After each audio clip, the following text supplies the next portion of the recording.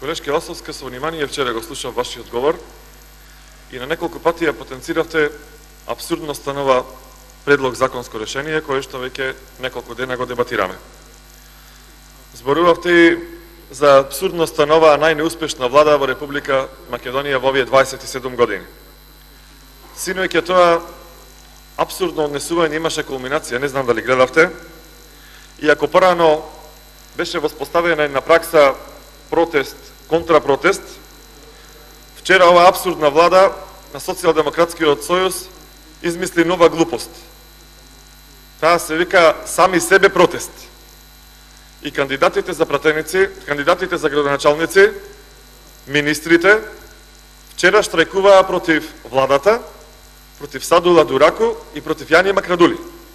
И денес ќе ја продолжат таа пракса, бидејќи искрени се протестите, и се надевам дека во 14 часот ќе штрајкуваат во Тетово, утре ќе појдат во Струга, па сите така во тој само себе протест утре ќе дојдат во Прилеп, пред Еврокомпозит, да му штрајкуваат на директорот и да побараат од Кочо Анџушев да ги плати ветените плати.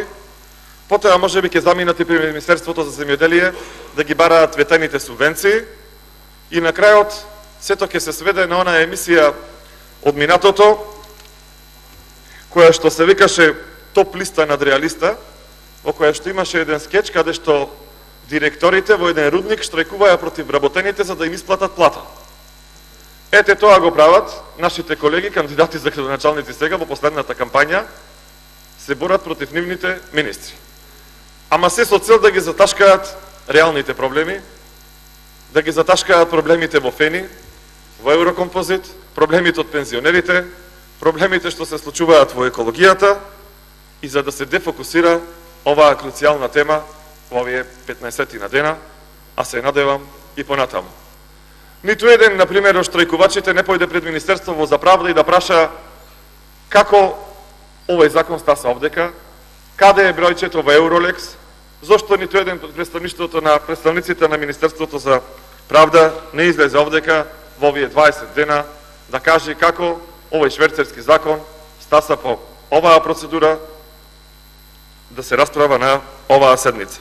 И нека не ве изненадуваат овие апсурди од оваа влада, бидејќи тешко име сватете. Вчера се замина уште еден голем странски инвеститор во Република Македонија, 410 милиони евра не задолжија за 100 и неколку дена, GDP од паѓа со околу 3% во овој момент, а ни беа ветувани многу фантастични работи. 7% раст, повисоки плати, повисоки пензии, многу субвенции. Гледате каква е реалноста.